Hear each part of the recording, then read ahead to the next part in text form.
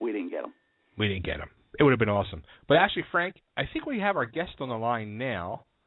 Let me see who this is. All right, welcome to Totally Driven Radio. Is this our guest? Yes. Hey, this is Xander. How you doing? Good, man. How you doing? Good. Hey, I want to let you know, I apologize. My iPhone died, and I'm on another line, so I was basically obviously delayed. Technology. Don't feel bad. There's been some weeks where we couldn't even start the show because of lovely technology. But welcome to the show. Welcome to the Totally Driven Radio. We are happy to finally have you. Thanks. Good to be here. Good to be here. The first thing I'm going to say, you're friggin' amazing. Oh, thanks, man. If anybody doesn't know, this is Xander Demos. He is a killer, shredding, wailing guitarist from the Pittsburgh area. He does his own solo thing where he's in the vein of like your Joe Satriani, Steve Vai, Yngwie Malmsteen, heavy style. He plays in a couple of tribute bands out in the area that do like Sabbath and Judas Priest. That's called Judas Sabbath. And he also plays in a Queensryche. I love Queensryche. Queensryche tribute band called Revolution. Yeah, that one got canceled though. Really? Yeah, unfortunately, it was just really a matter of couldn't find the right personnel to keep it all together. Through no one's fault, but it was just everybody that was involved was all in other bands, and they were we just didn't have time for it, unfortunately. Well, don't feel bad. Look at the real Queensryche. They couldn't keep it together either. Yeah, it's true. All right, we're going to run through this interview because we have our other guest that's scheduled to be on now. He actually just called in as well. So, when did you start playing? 1982. How old were you? I was 13. I'm an old man. All right, so I'm going to ask, how old are you? 43. There you go. You're our age. So, okay. So we grew up together in the same time area. That's cool. 13 years old. Like, were you taking lessons? Were you self-taught? A little bit of both. I actually had some great guitar teachers, a couple of which are, one of which is pretty well known and I hate to use the word famous, but his name's Ralph Santola, and he plays for Obituary. Okay.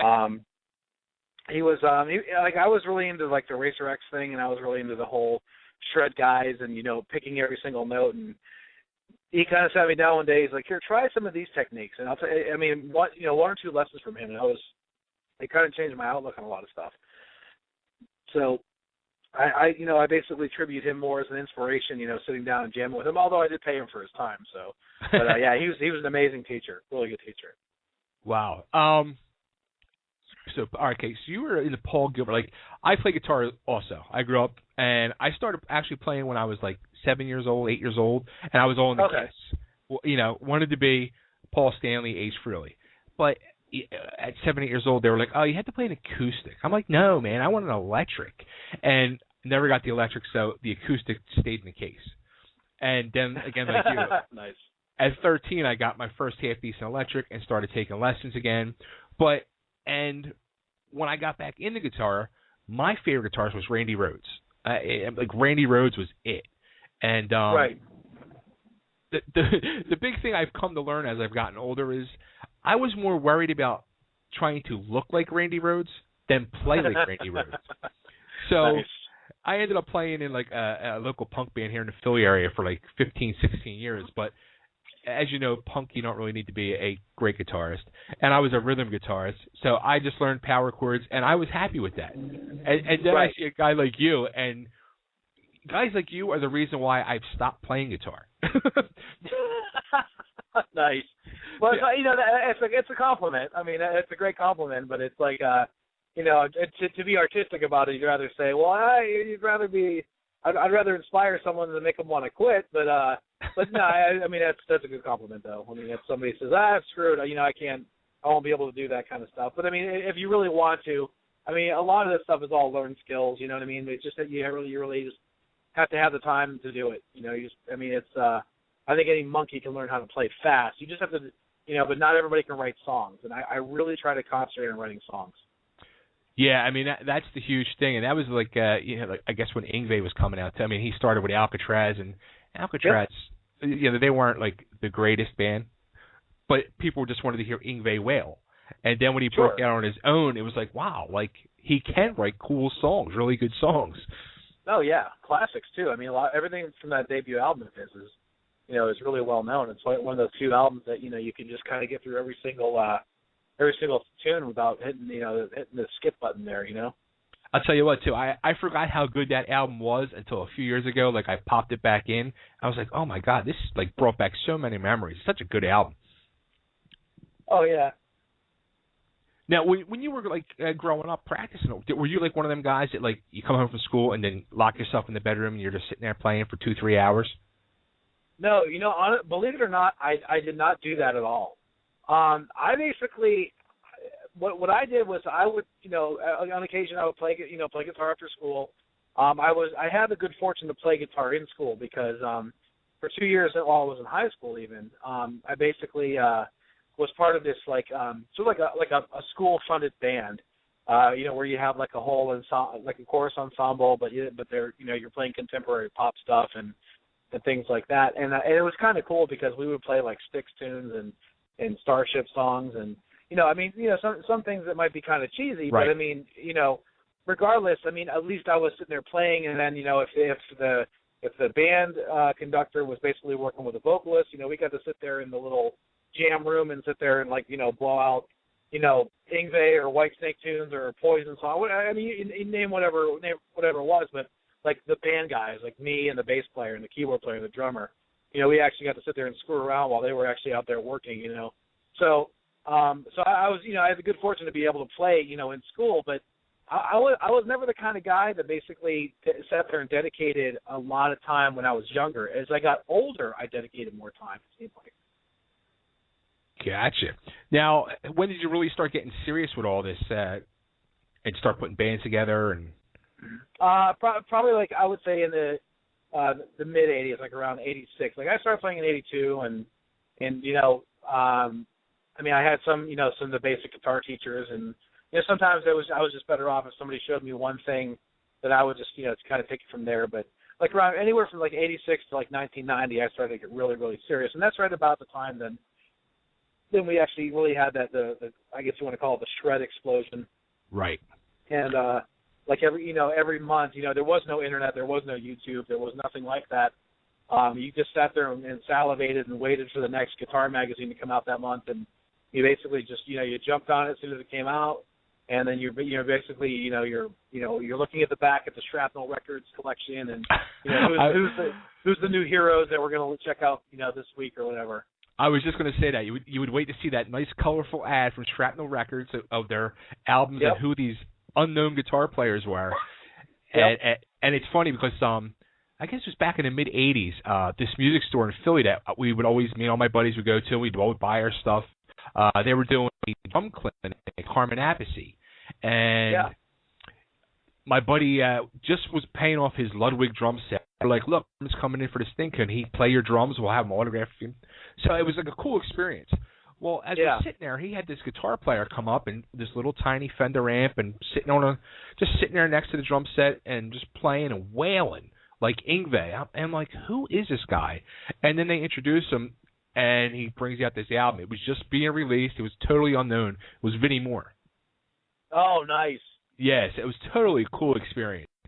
Yeah, I mean, Vinny's he's an unbelievable guitar player. That I don't know if you're aware of that, but do you remember the Live Aid thing in the mid '80s? Yes. Remember that big thing that when MTV actually played music and stuff? So right. they Live Aid, they had this commercial that was running during Live Aid. It was like the Pepsi bottle commercial. Okay. And it says, "This is how I open up a Pepsi bottle." And the guy had like a whole row of Pepsi bottles there, and there's this wicked guitar solo being played. But the guy that's actually in the commercial is the guitar player for Honeymoon Suite. Who I mean, he's a decent guitar player for Honeymoon Suite, but the solo that was being played when they showed the close-up of the hands was actually Vinnie Moore. Wow. Yeah, you can actually find that commercial on YouTube. It's kind of funny to see that now. All right, so you got two albums there. You have an EP and a full length. You have the EP is Road to Guitarcadia, and the full length is Guitarcadia. Right. I guess let's play the one song we got queued up here. It's Under a Darkened Sky. I'll give everybody a taste of what your you're all about. And then we'll come back and we'll ask you a few more questions and we'll give you some plugs. And we're going to talk about you coming to Philly next month, too. Cool. All right, so here's Under a Darkened Sky from the Xander Demos.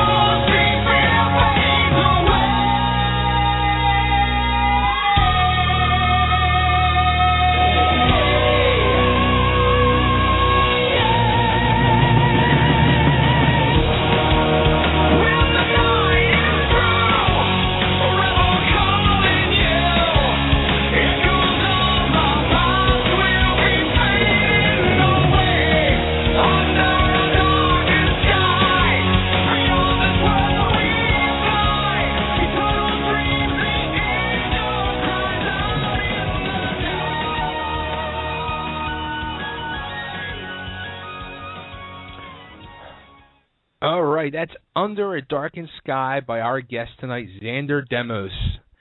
Xander, you are the man. Dude, the one thing I have to say is when I was watching your videos and all, I was like, it just looks so effortless, so smooth, so clean, so crisp. I mean, it's just unreal how good that is. Oh, thanks, man. I appreciate that. And to be honest with you, that's kind of what I'm going for whenever I'm playing. I try to I try to do it in a way to where I don't look like I'm fighting the instrument. Yeah, there looks like there's no fighting going on there. The guitars you play, it's all custom made stuff for you, or? Yeah, they are. I mean, pretty much. Some things are sort of production, but I mean, everything I have kind of lends itself to being some level of custom. Like the Sirs that I play, you can customize them up to a certain point, but then the other ones, like my signature guitar from David Thomas McNaught, is full custom. He and I worked on the concept of a body and a very specific neck profile and inlays and stuff like that, and now it's like part of his production. So yeah, I mean, that one and several other McNaughts are custom made. I have an 8-string guitar under construction too. Cool. From Jaden Rose, and so I mean, there's a lot of coolness going on there. As far as I love custom guitars. I mean, it's like one of the fun, about the most fun you can have with your clothes on. Is designing a guitar basically that you're saying, okay, I'm gonna put this feature, and all that stuff on it. So I really like that. Now, another question I had for you. Anybody who wants to check out Xander, you can go to his website, xanderdemos.com, where you have all the links to his Facebook page, Twitter, Reverb Nation, all that. He's got music up there, videos. But something else that you offer, which when I was like, wow, this is a totally cool idea. Get Guitar Xander, where it's through Skype or some type of web chat. I mean, are a lot of people doing that now? I mean, that's got to be a totally cool situation for a guy who really wants to becomes a fan of yours, and he has the chance to have the experience of getting a guitar lesson personally from you, where it's not like where he's just watching a video. Oh yeah, absolutely. I mean, I've already done a couple of them that way, and I've done at least a dozen with different people, and everybody's pretty much enjoyed the results. I mean, I usually do it for about 45 minutes. I try to stack them back to back too. I try not to just do 45 minutes and then a couple days later do another one. I usually try to get people all close to the same time period. That way I'm I'm nice and warmed up for each consecutive person coming on down the line. But I mean, for the most part, it's basically it's really, really cool to do it that way, just because there's so many different guitar players have so many different requests, and it's actually nice to be able to you're watching somebody and you're interacting I think a lot better as if they were just you're putting like a lesson like YouTube video up, which I have about half a dozen of those. I have to edit and publish those too, because I have some requests for people to do my like white knuckle driving, to do like a lesson about that song and stuff, like some of the riffs out of it. So it was just something to do. Cool. All right, everybody, check out Xander Demos. He had the EP Road to Guitarcadia and his full-length Guitarcadia. I would have played the Guitarcadia, but it's a lot longer, and my other guest waiting. I'm very sorry about. That was partially on me anyway, because I had phone issues. But you know what? I did see you have some shows coming up, and you are coming to Philly next month. You're playing the legendary Dobbs on South Street on April 19th, which actually will be on here the night before. So you should give us a call back on the 18th. We'll talk a little more and plug the show for the 19th. And you never know, maybe we'll stop on down and have a visit, and we'll get cheesesteaks at Jim's. That sounds awesome, because that's one of the things me and my band are looking forward to is some authentic cheesesteaks. No, have you been to Philly yet, or? I haven't been to Philly since I was a little kid. Nice. All right, maybe we'll hook up when you come to town then. Sounds good. Cool. Thanks for calling in. Everybody check out Xander Demos, xanderdemos.com, and you'll find his Facebook page, Twitter, Reverb Nation, and everything else. Cool, man. Thanks for having me. No problem. Thank you, man. Take care. You too. Bye. Bye.